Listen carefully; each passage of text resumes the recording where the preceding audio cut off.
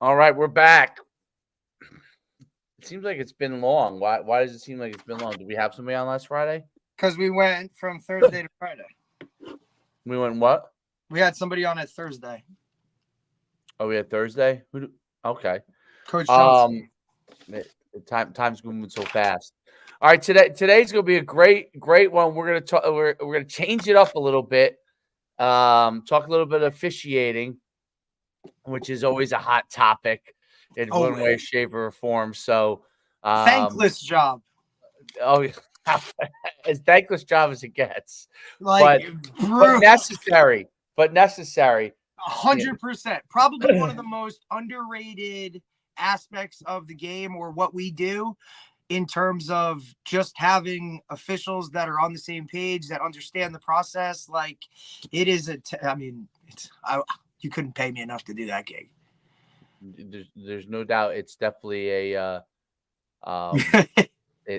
it's always controversial. You're never right. You're just never right.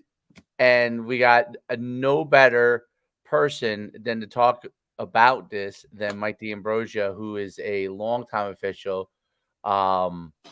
He has tremendous experience in this area. He's been an athlete himself. Obviously, he's officiated for a long time. And so we're going to talk about all these topics and then some. Let's bring him on right now. What's going on, Mike? Hey, good morning, guys. How are you? Hey, Mike. How are you, man? Appreciate you coming on, taking the time.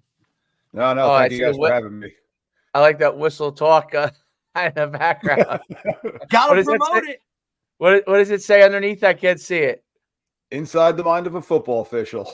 There it is. Is that a book? No, that's my podcast. Oh, that's your podcast. Oh, yeah. Perfect. Oh gosh, yeah, I gotta get a listen over there on that. Yeah, I've had a couple of good guests so far. Got a couple of them lined up. So I had Danny Garrett on just recently too. So I know you guys have spoken with Danny before. Yep, absolutely. We had Danny Garrett on. We can't forget him. Oh yeah. Before we dive into all of this, why don't you give everybody a background, officiating, sports, playing, all that kind of stuff, so we get a good background on you, and then go from there. Sure. So I'm plugging Danny because Danny and I actually were college teammates together and actually roommates back in college, back at Montclair State. Yeah, go Redhawks. So I actually my college career kind of got cut short. I had a couple injuries. I was told that I had injured my neck, and so I actually stopped playing on my own volition. And Coach G, at 21 years old, offered me a coaching position. So I actually started coaching at Montclair, and ironically, I was Danny's coach his last year, his senior year. He and I were still roommates, and I was coaching him. So it was an interesting dynamic, to say the least. A little different dynamic right there, that's for sure. Yeah. Positive as I was coaching tight end, so Danny was still on the defensive side. Yeah, he was just, beating the shit out of the tight end every play. That's fine. Pretty much. But so yeah, I got into coaching right away, and I coached at Montclair for 3 years. Then I jumped with Coach Billy Johnson to Passaic Valley, and I was offensive coordinator there. Week. Oh, you had Moose on? I didn't realize that. Awesome. Yep. Dave got the understanding of the Moose thing, so now he gets it, right? Oh, that's right, Moose. All right, Mo. So, I got to coach at Passaic Valley with Billy for a couple of years. He allowed me to be the offensive coordinator and special teams coordinator there with him. But then my family kind of brought me back to where I was back in Monmouth County, where I grew up. So I moved back down to Monmouth County, started coaching and teaching in Monmouth County. Bounced around a little bit, was at Freehold Township, at Marlboro.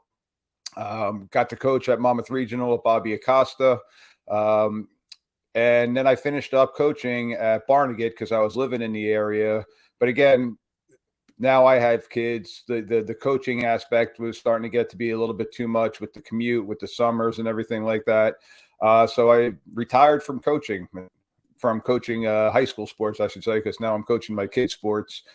And so I had all the background of coaching and yelling at the officials and thinking I knew everything about the sport. And I was approached at my school by another official saying, hey, we're always looking for people that know the sport, that are involved, that know how to deal with kids. You're a teacher. Have you ever thought about officiating? And I'm like, are you crazy? Heck no.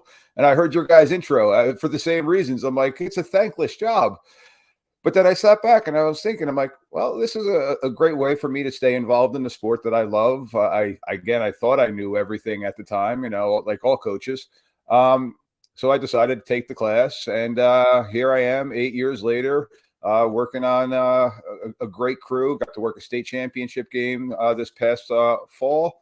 Working a couple semifinal games, got some big games, and having some fun, getting to see from a different perspective.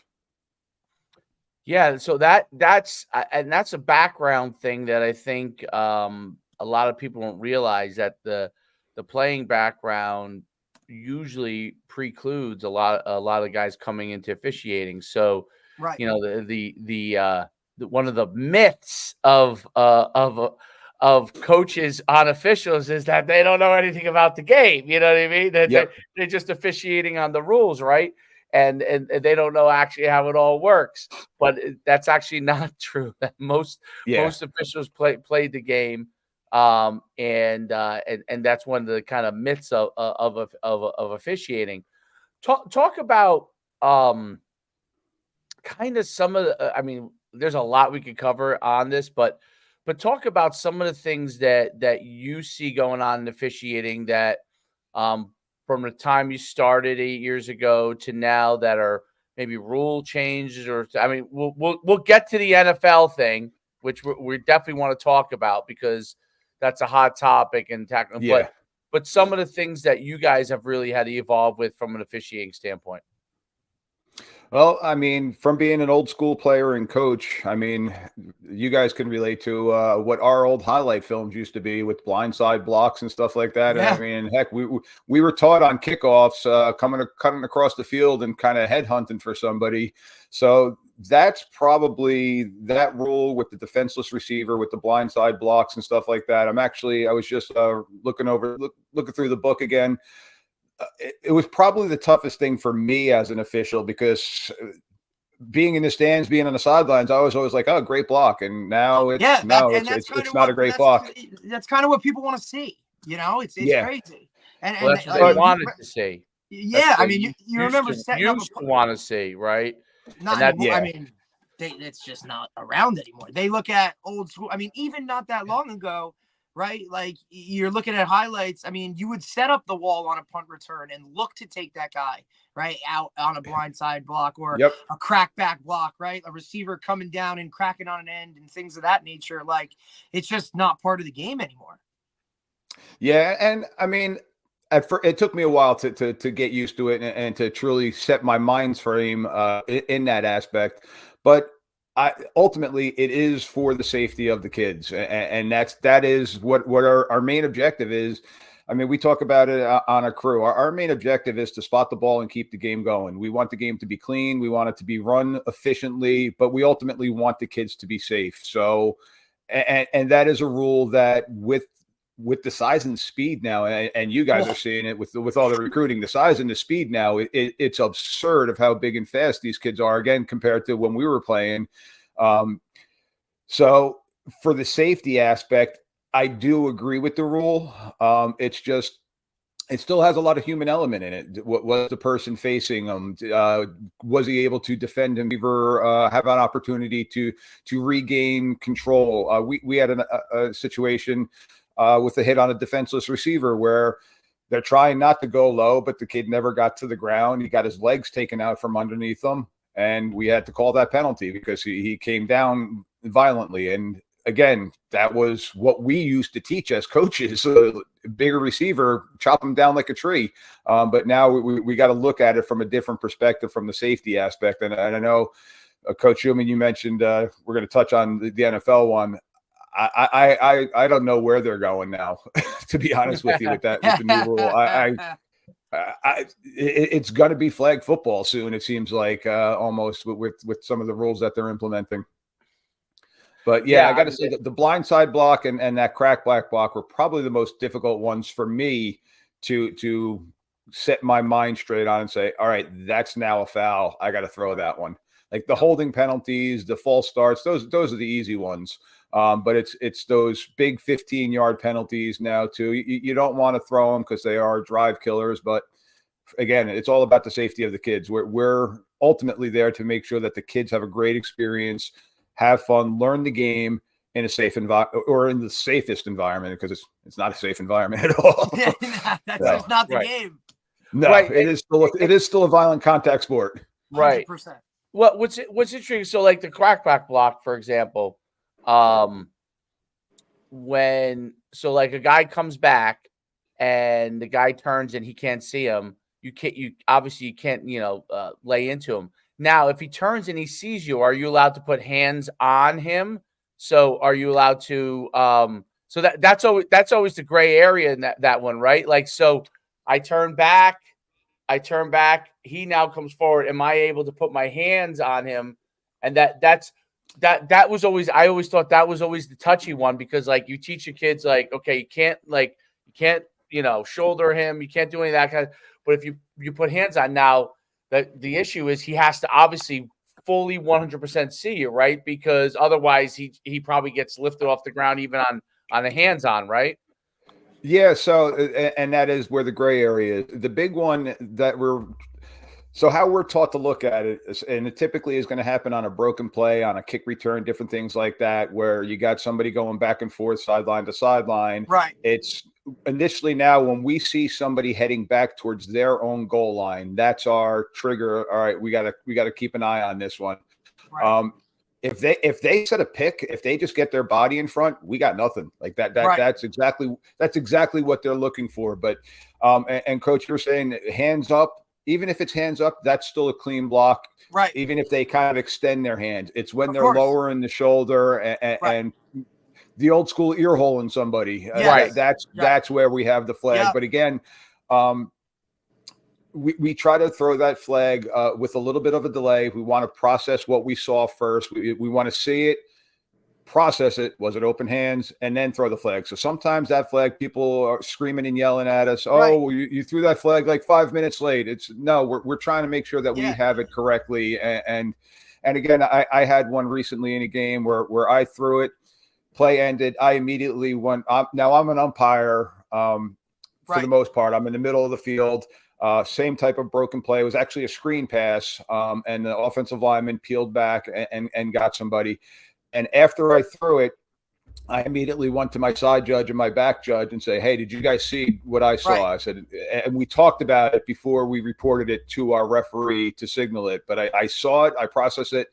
I just wanted to make sure that maybe I missed open hands or anything like that. But we all had the same thing. So coach wasn't happy with it. But again, it was the safety of the player. So he lowered his shoulder into him. No, that makes sense. And then a lot of the things that you see, like, it's interesting because when obviously concussions became an issue, they obviously want, you're taking away helmet to helmet, those kind of things, targeting. And then now you have an issue, I guess, with which they're addressing now, where guys are going low. So, they were going high, people are getting head injuries, right? Now they're going low, people are getting knee injuries and ankle injuries and those kind of injuries, right? So it's one of those things where, so you went from bite the ball, wrap up, drive through the guy. In the old days, used to be almost down the middle, right? When you were tackling them, to now everything's below the hip for the most part, as much as possible below the hip and below, and that created a different set of injuries, right? Where kids' legs are getting caught, and that's obviously all the way up to the NFL, right? Their legs get caught right underneath them. They tear a knee, they roll an ankle bad, they break an ankle, right? Those kind of things. Lower leg injuries have become. I haven't looked at the stats before this, but my guess is that it's gone through the roof. So lower leg injuries because of the switching of where the tackling lies, right? Because you said still a violent game, right? It's just you're shifting the violence from one area to the next, right? Correct. So before we talk about the hip drop part, talk about how, like, are you seeing a situation where you have to officiate some of that stuff now? Like you mentioned, taking down the big tight end that's really tall. So is that something that now is much more officiated too? It is, but I got to say, we're the trickle down effect at the high school level. Yes. I was recently just talking to somebody at the college level, and we were talking about with the targeting rule about the ejections and stuff like that. He was adamant against it, and I understand that. But because we're the third level, I think it is getting taught earlier on the proper tackling technique. Right. So we're not seeing as much of that. We're not seeing as much as the spearing anymore. We're not seeing as much as the helmet. The helmet to helmet contact, again, that's kind of a gray area because you got your running backs dropping levels and different things like that. So that's also a very difficult one. But the tackling aspect of it and the blind side hits, I think for the most part, the high school kids are getting it. It's being taught at an earlier age, and hopefully we'll start seeing that trickle up with the teaching coming at the lower level and going up. So at the high school level, it hasn't, in my opinion, it hasn't been too bad. It was addressed. It was a point of emphasis a couple of years ago. Coaches didn't like it, but now I think the coaches are more accepting of it and hopefully teaching it the right way. But yeah, now we're getting away from they're talking with the old Pete Carroll tackling technique now with the gator wrap and roll. Wrap and roll. Yes. Yep. It's literally what's taught. That's just what's taught, right? And I think now because concussions are such a big deal, and a couple of years ago it was almost like football was like this might not be around in 5 years. Like that was the level of, I think, like fear that was imposed or put on people. And now because of that, I feel like tackling is taught at the younger levels with more of an emphasis on the correct way to do it, right? Like youth coaches have to, there's a lot of that kind of going into it. So now that's just the way they've always learned. You don't have that kind of where you were switching from some coaches teaching bite the ball, right, to now almost across the board, everybody's going with your eyes through the thighs, wrap and roll, that type of thing. I think that's just where the high school has gone now. These guys don't even know the other way to tackle, right? Because they were never, they were just never taught it. It was just a time thing that, it had to process through. And is the wrap and roll, like my question on the wrap and roll, is that I get it safer from a head standpoint. I get it 100%. But is that overall safer on a from a body standpoint, right? Like, well, would you rather use your head or would you rather use your shoulder? No, I'd rather, pull a flag. I look at it like this, like bite the ball to me was safer. Your head face into your head is outside the body. Okay. You're not putting listen, when I first in the 90s, we were taught to wrap up, head up, right down the middle of them, obviously, right? By the time I got to college, we were really taught we were using that, but we were now using bite the ball, right? Get your head outside, even in the 90s, right? Because I think it was a more efficient tackle, right? I think of how many times you're going to miss. Right. Right. But my point is this: well, wrap and roll, like they're like, because I teach it with young kids, it's like people's legs get caught underneath themselves all the time with wrap and roll. I see it. Oh, you're thinking from an offensive perspective, getting hurt. I'm talking about from an offensive perspective. Oh yeah, I'm talking about defense. 100%. Well, I mean, that's what we're talking about with mostly for concussions. I mean, yes, defensive players get hurt in concussions too, but they still can get hurt no matter how they're tackling. But it was the offensive players that were getting knocked out. That was the biggest issue. Receivers coming across the middle and someone laying them out, defenseless receivers.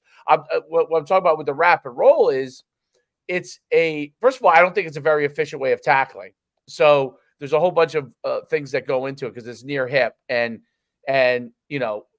as the most efficient way to tackling, everyone hates when I say this. The most efficient way of tackling is get your shoulders across the person, okay, head on the outside, and whether it's at their hip or their lower and legs, wherever it is, even stomach area, and get across and wrap them and grab cloth from behind. That's the most efficient way to tackle them, and it's the most efficient way to get them down, and probably, in my opinion, the safest way for both people. Now, obviously, when you come up head, I agree. Yeah, you start to come up higher. Obviously, that becomes dangerous for both people. Obviously, right? That and obviously when you go way low, it becomes dangerous. Now it's not as dangerous for the defensive player, but now it becomes dangerous for the offensive player with knees and those kind of things. So that's where I think the Pete Carroll thing was a step in the right direction, but not the complete solution. And what you found, what happened because of this is why you have hip drop, right? The hip drop issue is because of wrap and roll. So they're wrapping and they're rolling and they can't get them down. So in order to get them down, they drop their hip. That's why it's become a thing. And that's why I agree. Like old school thought process, again, getting your head across like you're talking about. But when you're seeing the wrap and roll, they're stopping their feet.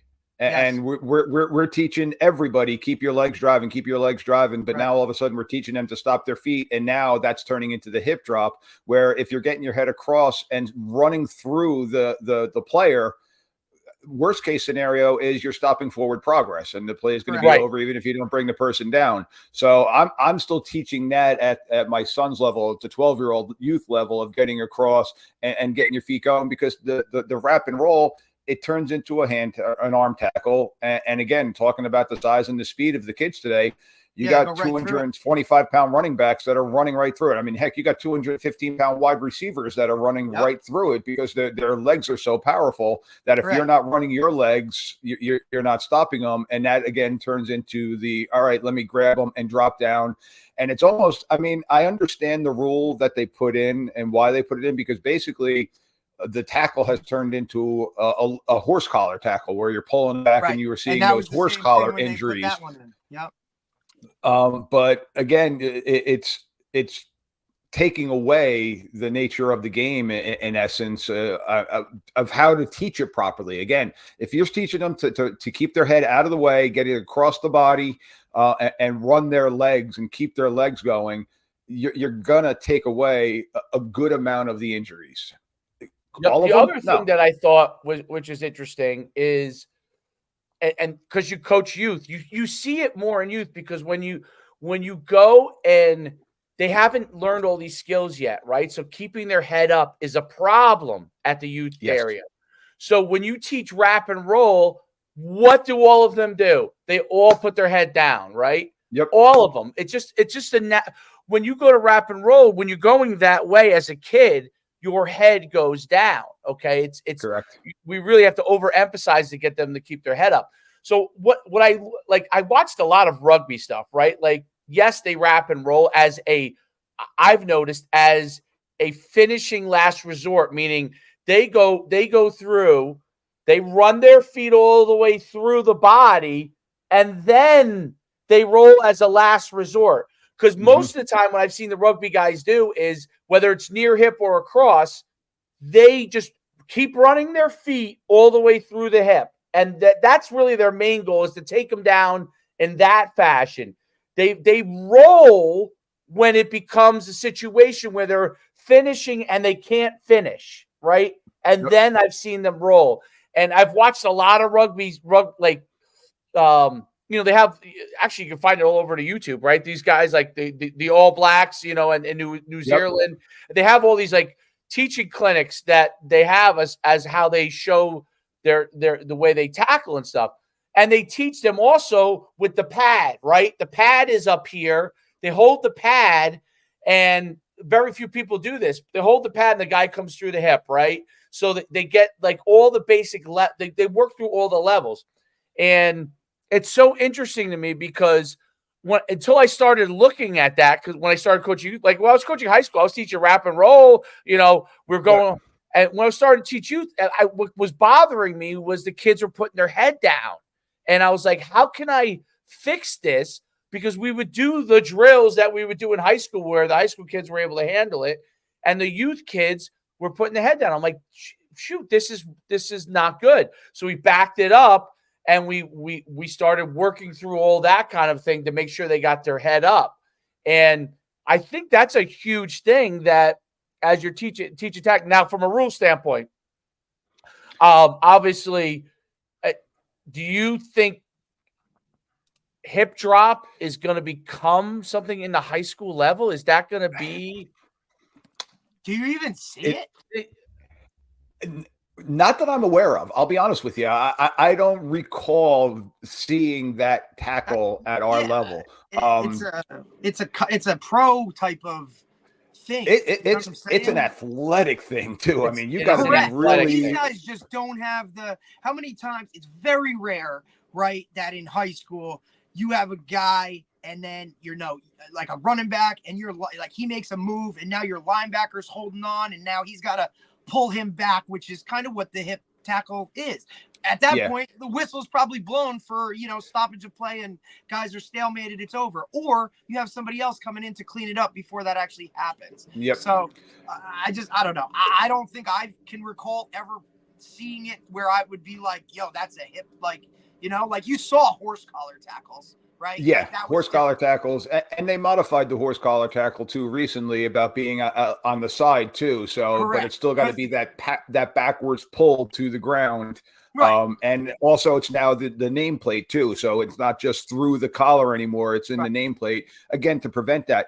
But with the hip drop, I can't honestly say that I've actually seen it in a high school game. Now that doesn't mean that it was something that I wasn't looking for. So it was not a foul, nothing like that. So, and especially but I can't honestly recall it. Position, right? That umpire position is where I would think you would see that more so. Yeah. Yep. And again, I mean, we're from still behind. seeing. You're talking about, Derek, like from behind.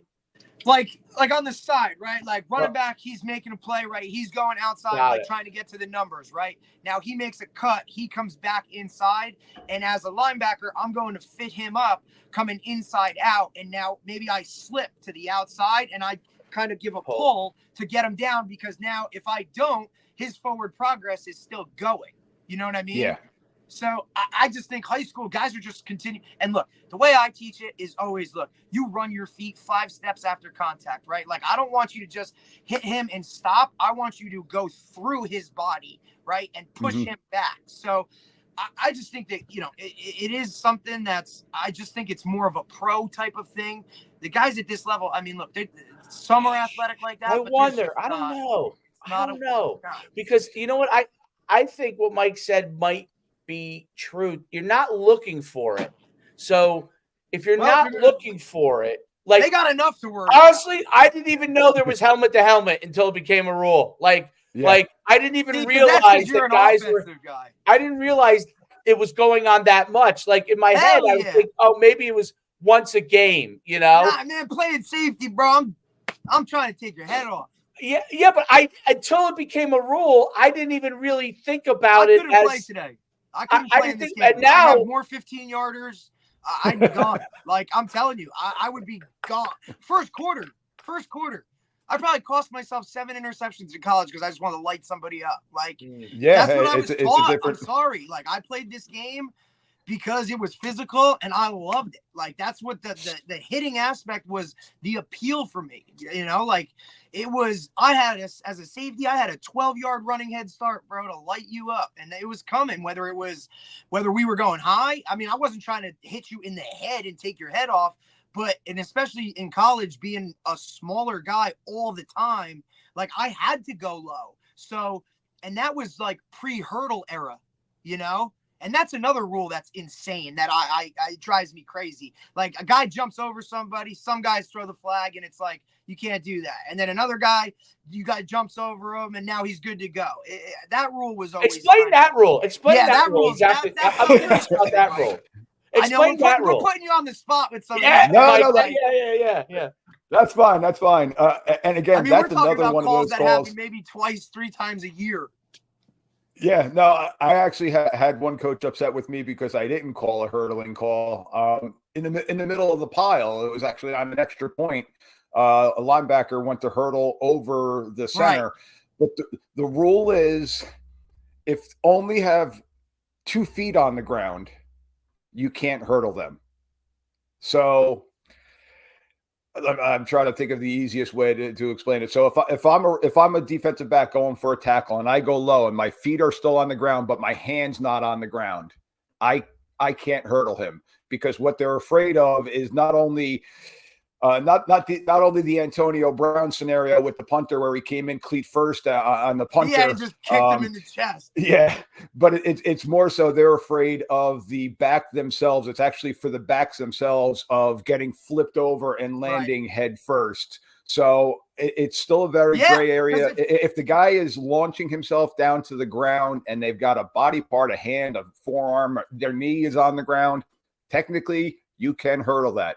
But it's Brian Leonard was the one bringing it to fame in the Jersey area with the Leonard Leap and stuff like that. The Leonard Leap.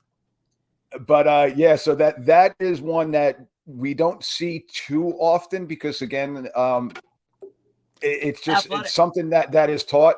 It's something that I've caught more so in scrimmages preseason, and I'll go over to the kids. I'll drop the flag. I'm like, listen, son, that is a hell of an athletic play. Yeah, but you can't do it, unfortunately. So try to get that. Can put that on your highlight tape, but just make sure you blank out the flag part. Oh yeah, yep. No, I've actually seen that on some kids' Instagram and Twitter pages for recruiting. Look, Saquon Barkley started. You know what I mean? It's what these guys see. Yeah. So, and again, it's a safety type of thing. But it's a gray area because it's also one of those things that when it happens, it's like, whoa, that just happened. Like you're not anticipating that, and like a hold, you can kind of see getting set up. You're watching the grind there. Even like I said, that blindside block. We have our triggers of when we see somebody going back towards their own goal line.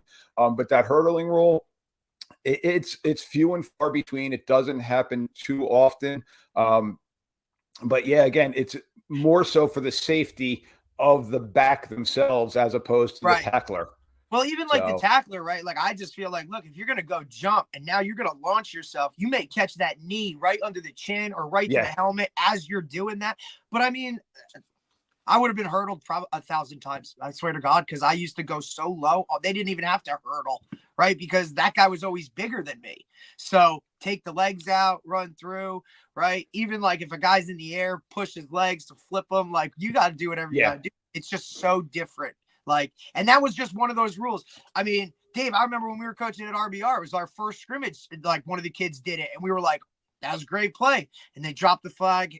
Explained it. Okay, cool. Like now we get it, right? Yeah, Ferragine. I remember him. Yep, he went right over. I was like, whoa. Yeah, it was like we were like, whoa, and then the rest were like, okay, let's figure this one out, right? Like, let's figure this one out. But I was like, wow, this kid's pretty athletic. Better get him the ball. Yeah, it's like, wait, he's only a junior too. We're good. But I just listen. One of the things for me is I just don't understand why coaches.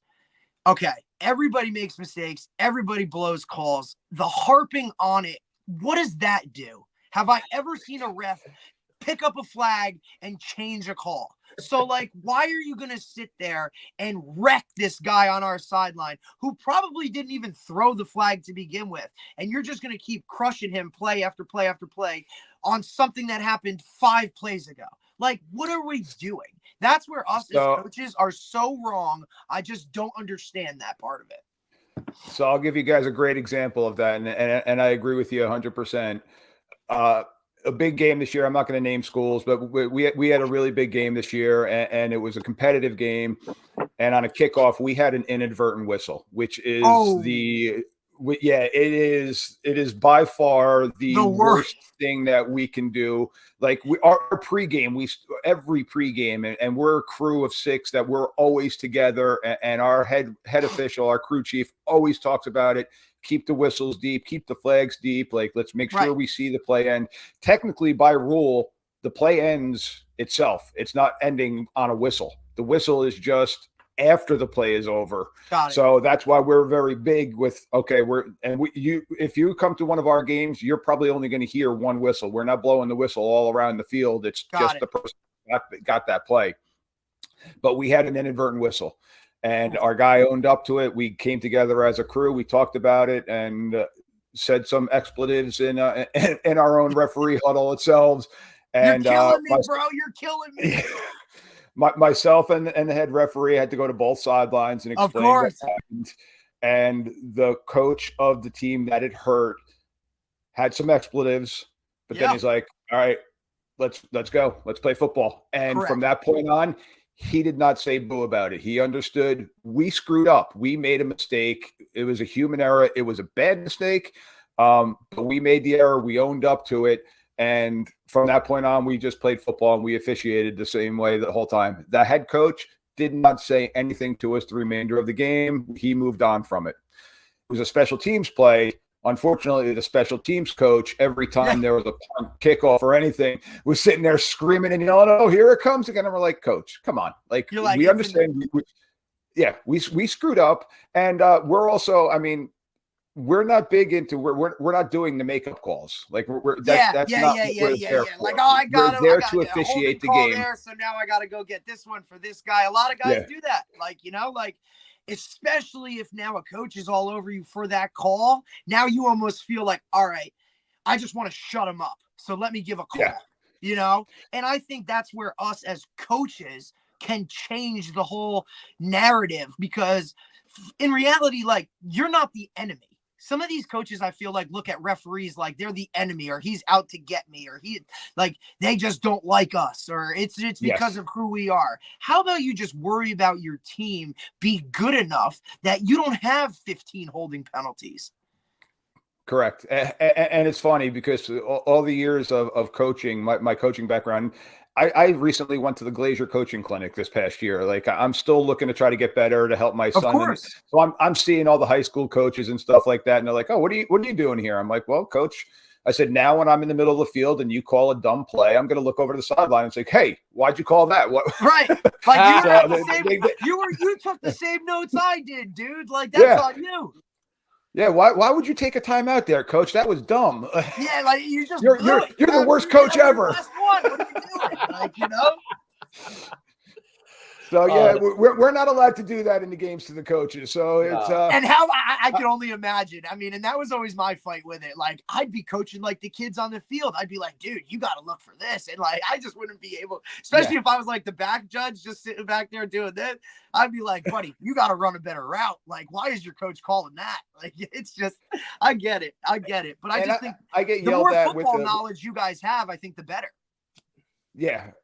No, I agree, and that was one of the things that I enjoyed. It was definitely a mind shift going from the coaching aspect to the officiating aspect, and just like you guys as coaches, you're trying to focus. If you're a position coach, you're trying to focus on your position and your key and stuff like that. And I used to be an offensive coordinator, so I was watching the whole offense. And then going back now, all right, now I'm a position coach again. I'm watching my keys, my set of linemen, different things like that. So it was a mindset change, but I used to be an offensive lineman. I was an O-line coach and tight ends coach. So me being in the middle of the field there and watching the O-lineman, I'm home.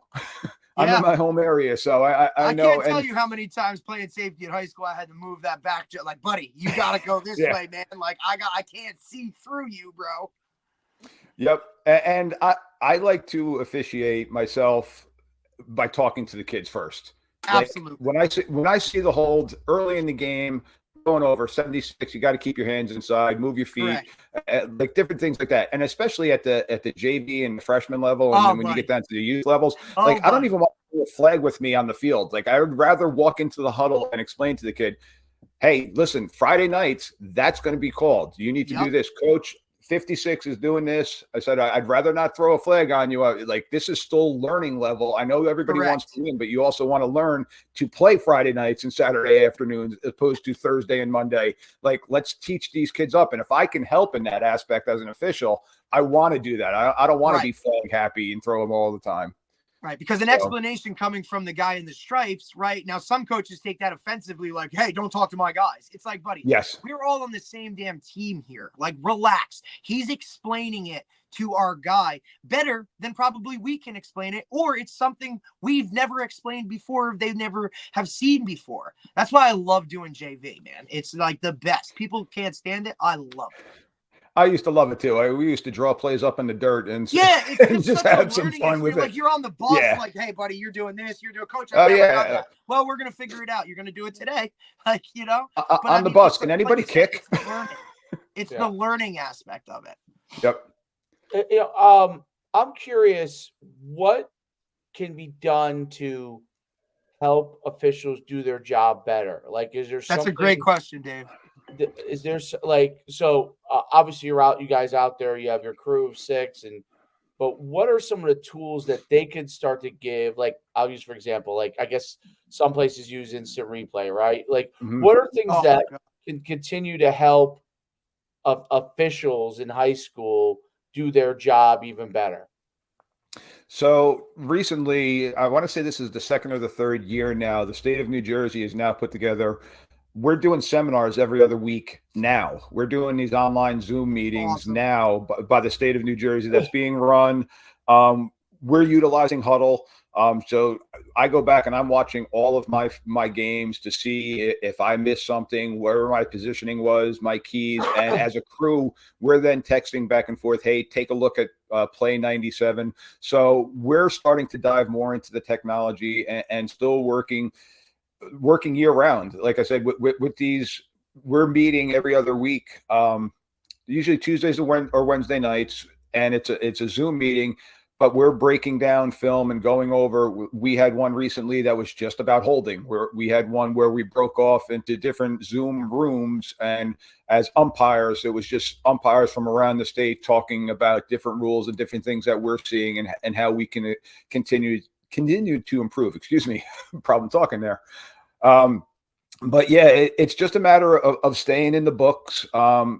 Summertime comes. One of the reasons why I enjoyed refereeing over football is I live down by the shore, so I get to go to the beach and have my rule books and sit there and read the book instead of driving an hour to go to weight training and stuff like Right. that. So it freed up some family time, but my nose is still in the books. I'm still trying to read, stay up to date with what's going on, and just trying to stay in touch with people.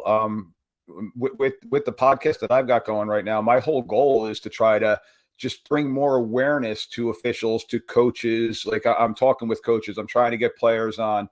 I got guys from the rules committee from Indianapolis that I'm going to have on, just to try to bring more knowledge and to keep the game going and understand that these kids are working year round, and I want the game to be the reward for their hard work that they've done. So I want to do the best that I can so that they don't know I'm there. So Right. like, I want to not be seen. I want to talk and have this, but I don't want them to say, oh, that Mike D's a pain in the ass. We know when we walk in, he's going to throw 7 holding penalties, things like that. I want to give the kids the reward for all the hard work that they're doing year round, doing the 7-on-7s, doing the weight training, doing all the stuff that they're doing off season. I don't want to cheat them. So I think just staying in the books, getting involved, doing other stuff, doing some 7-on-7 tournaments in the off season, staying involved in that. And even, again, going to the coaching clinics and just seeing the coaches, building a rapport with the coaches, where I now know I can go up to a coach and talk to them and give them, hey, coach, I didn't see it, or coach, this is what I saw, this is why I didn't call it, as opposed to the old school mentality and being combative and saying that because that's what I said. And that's not my personality. That's not my crew's personality. But some coaches have that in their mind preemptively that, okay, this guy's against us. So I started getting yelled at when I was coaching after winning 49-0. So now when I have the stripes on, I kind of just figure I'm going to get yelled at by somebody. So it was an easy transition for me. So, but yeah, just staying studying. Is there there's always talk about like shortage of officials. Like, is there a difficulty getting officials to do football, and what are the contributing factors to that, if that is the case? Yeah, our numbers really dropped initially because of COVID.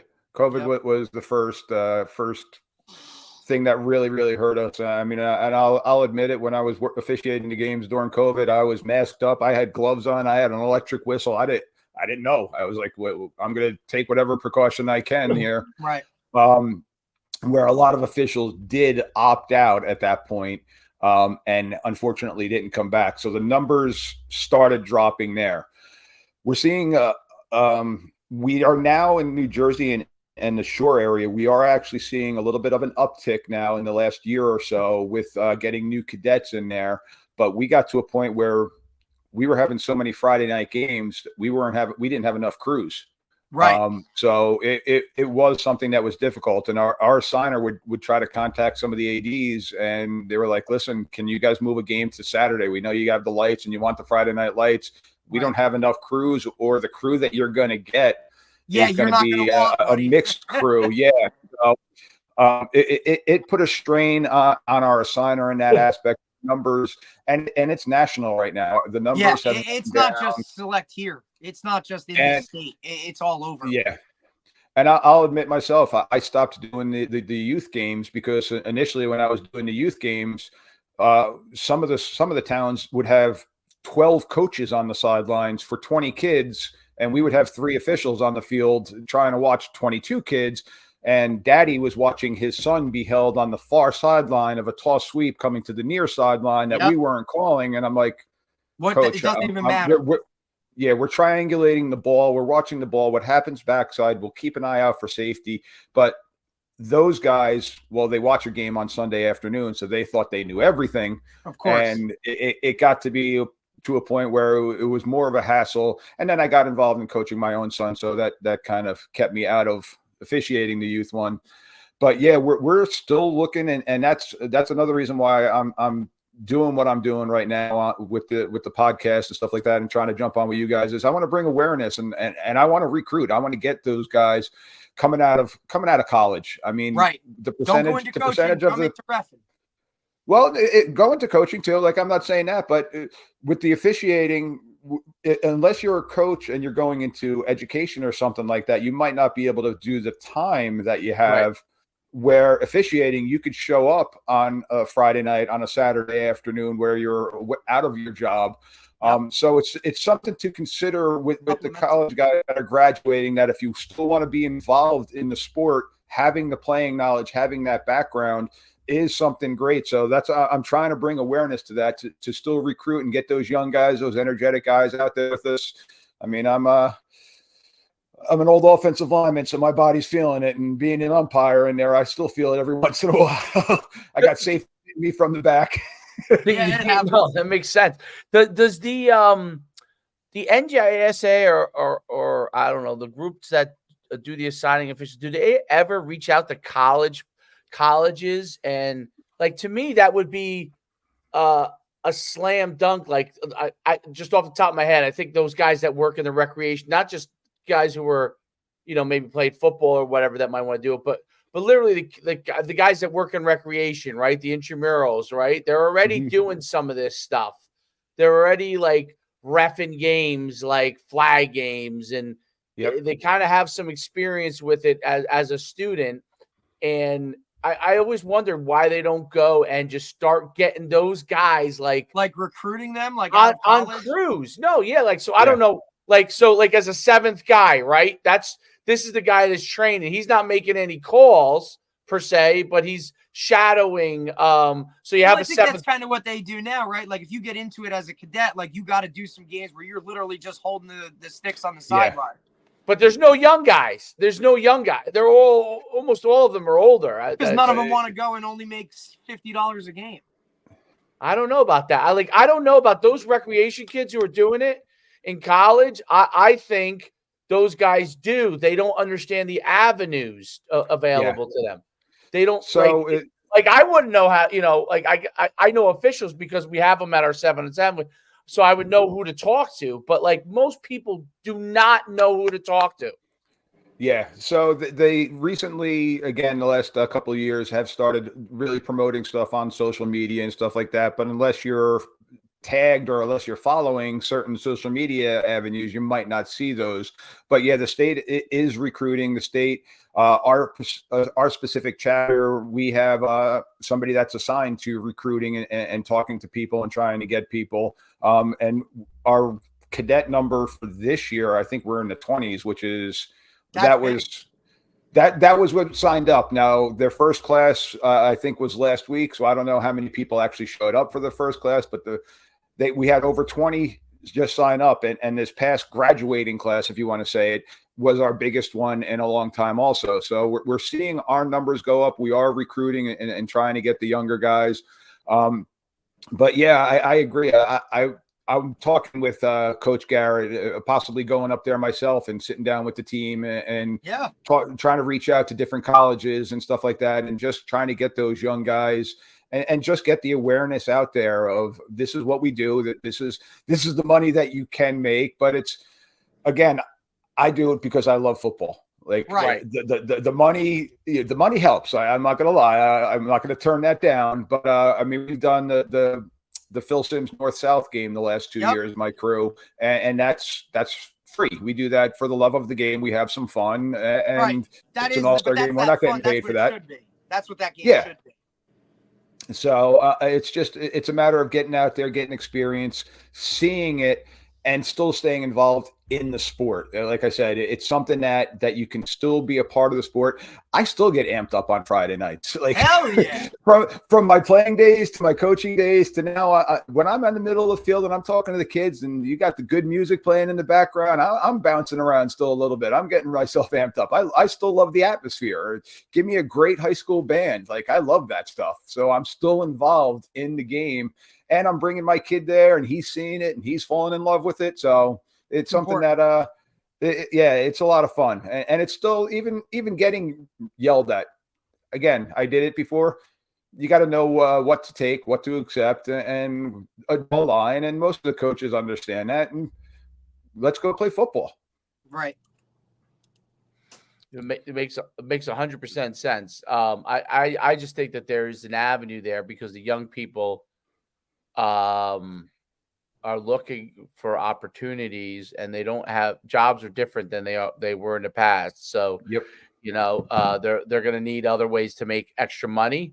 And guys that are involved in the game, in the past, that's a huge. I think it's a huge avenue because of that fact. And I do think that, like, the colleges, I mean, those kids, they don't know nothing. So, like, if you're actually out there working with saying, hey, listen, in the fall season, you're talking 12 weeks, you can make a few $1,000s more in your pocket, easily. And you're putting that in your pocket, dude, whatever you're doing, that's a huge supplement to it. That's, over the course of 10, 20 years, that's a good amount of extra money. But, well, it's been great having you on.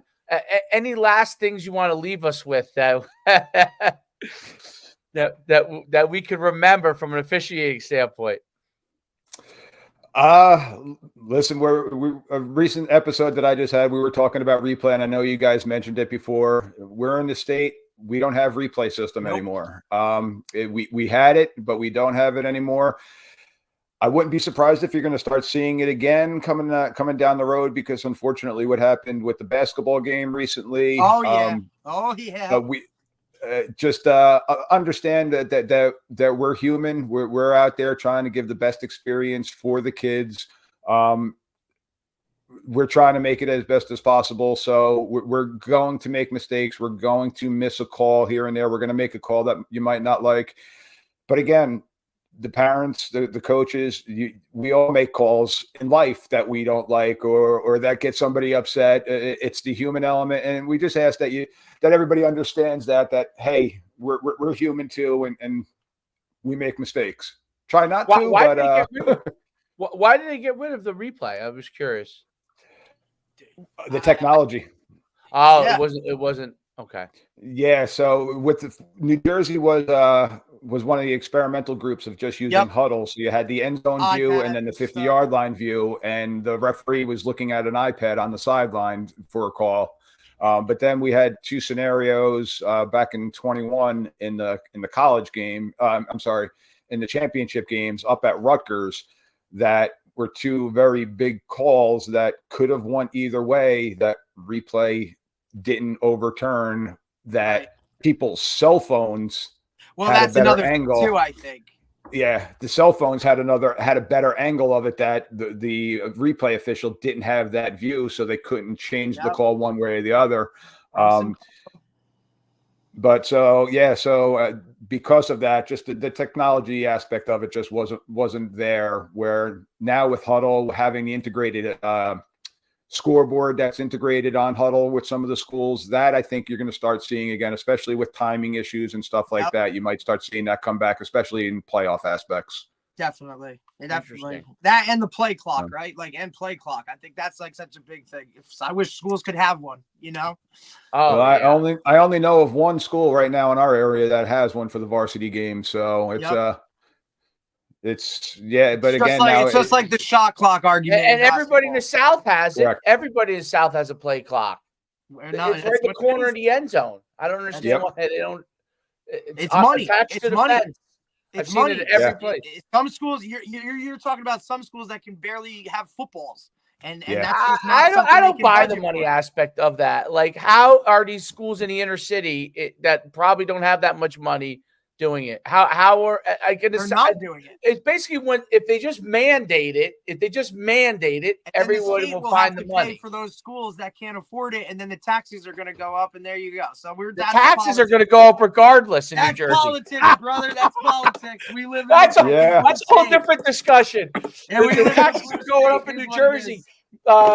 Murphy decided to tag 220. Now it's 220 on the toll on the Parkway. Yep. Just make it $3. Just make it $10. What does it matter? What does it matter anymore? But yes. So that. But yeah, I mean, I think that you're right though. The play clock is it. Listen, one of my beefs used to be because I ran the no huddle. I used to have a huge beef on the play clock. My team goes, I run a no huddle. The ball gets set. I got my 25 my seconds, right? Yeah. And the other team, what is how many seconds is it between plays? I forgot. It's 40 and 25. So it depends upon what stopped the clock. What stopped the clock? So So no huddle would end up only basically having that 25 a lot of times. And the teams that huddle, they wouldn't roll the clock until those guys get into the huddle. Play comes in, and it would drive me nuts. It was like, why am I running the no huddle? Like the whole point of it. And I feel like now there may be obviously a lot of officials now that are getting more and more on board with it.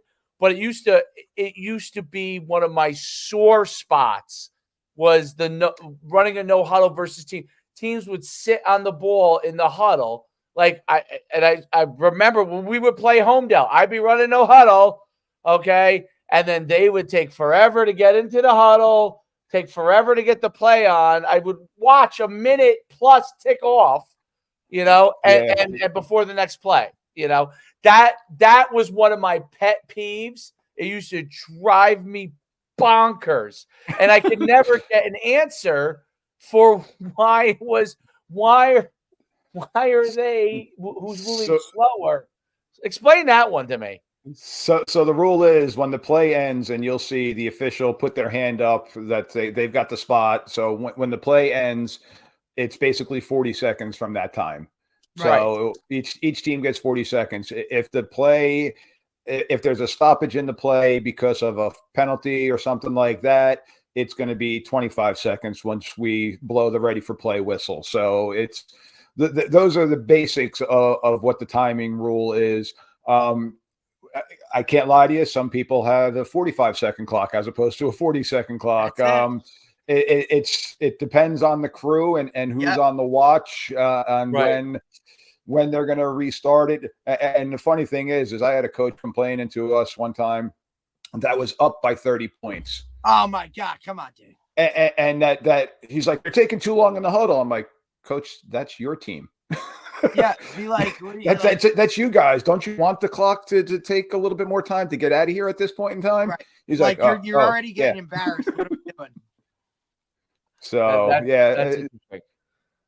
Yeah, that's one of the always. Well, that changed too this year, right? The mercy rule, right? Like if you go up now, I think it's just stays no matter what, even if you score a touchdown and close the gap, right? It's just going to be once you hit that point where you're up by, I believe it's what 33. It stays and the clock stays running. Oh, really? Even if you go and score a touchdown, and now it's not 33 anymore. I think in the second half. Interesting. So. Right. Yeah. Yeah, they're so trying to why they did they have- change so that? They 'Cause still remember, get a if you- shot in the beginning. I got it. Well, remember Yeah. years ago in the state championship game, Ramapo was down 35 points and came back to win the game in a state championship game. So now I don't know, state championship game, they might allow it. I don't know. But I wonder, I mean, that's such a rare thing that happens, but I guess technically it could happen, right? A team's up 33 points, a team scores 7, somehow they got in a roll. But really, there's no time to really come back now. So it's obviously it must be a safety thing. Is a main reason. What was happening is you'd get those blowout games, and that's when some kids would start taking plays off, and then all of a sudden they're rolling their ankle, and Right. It for the Ramapo scenario is a very small percentage of what happened. It was more so, okay, team's up by 42 points in the second half. Now a team scores a touchdown, and now we're going back to a regular clock again when both teams have their JV squads in there, and that's when somebody ends up breaking a leg or something worse. It was just like, it didn't need to happen type of scenario. Got it. Yeah, that makes sense. No, I figured it was a safety deal. Yeah. I figured But that. yeah, it's only the second half. If it happens in the first half, it's still a regular clock. So you can keep on running it up on people. Listen, I ain't worried about blowing anybody out. If anything, I'm worried about the other side. Like, let's keep this thing running, buddy. Yeah. Yep. No doubt. Cool. This was awesome. Thanks so much for coming on. Appreciate it, Mike. Really, listen, I great appreciate stuff. you guys having me on. Really do. What's the podcast? What's the name of your podcast? Man. Whistle Talk? Yeah, plug your podcast. Go ahead, bud. Yeah. So the podcast is called Whistle Talk, Inside the Mind of a Football Official, but you could search it up. Mike D, the referee, is my tagline. And again, I've got from officials to coaches. I'm actually interviewing tomorrow a gentleman from Southern California. Nice. Had a guy on from Alabama last week, baby. and some New Jersey guys, some coaches and stuff like that. So I'm just trying to get the word out there. Hopefully, educate some people, remind some other officials, and to recruit. So it's Whistle Talk. It's on all the major podcast platforms. So take a listen, comment on it, give me some reviews. I'm an official. I got thick skin, so say, Mike, what the hell are you talking about? Ain't nothing gonna penetrate that. You need those 5 stars. That brings the views up. You need those 5 stars. Yeah, give me those 5 stars, and then tell me I'm an idiot. Why you hate me as an official. Like, let me know. Yeah. And you can tell me you hate me. Just give me 5 stars. That's fine. That's it. Rate them and go. Yep.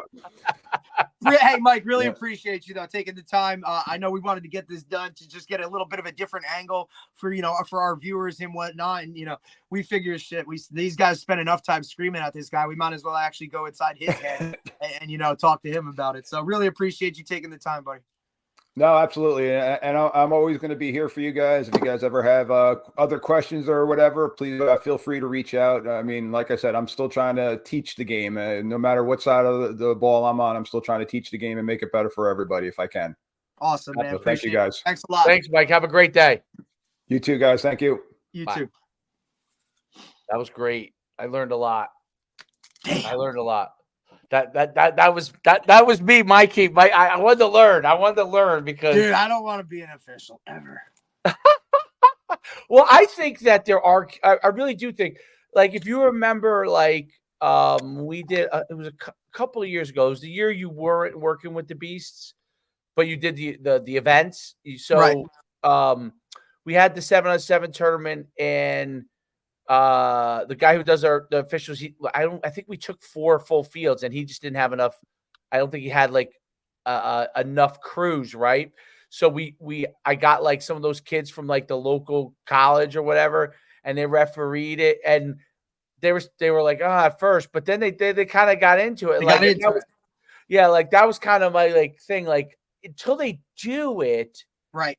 You don't really know, right? Like, and I definitely agree with you. If you can go to colleges and you see these guys out there reffing, their intramural flag league, right? Like, hey, buddy, maybe you want to think about doing this. Like, I mean, listen, you can make some bang. You can make more money, look, man. You got to work, right? Like, you got to hustle. Yeah. If you have a good crew, I mean, think about it. You're getting a game Friday night. right? You're getting a Saturday afternoon game, right? Then Sunday, you can go and do how many youth games. Yeah, and then Monday, you grab a JV game. Right. Or During Thursday. this football season, and then you do you 4 could. days. Some of these teams do freshman games on Thursdays. I didn't even think about that. You're 100% right. Like, you could be working 5 days a week. 5 days a week. Right. And if you're a football guy, for the most part, you just have to do it in the fall. And then maybe you do a 7-on-7 here and there. In the spring, like winter. Couple here, okay. there, Yep. And then, hey, I go and do 7-on-7s in the spring and early summer to get ready to go. Yeah, no doubt. Very cool. Very cool stuff. Well, definitely interesting.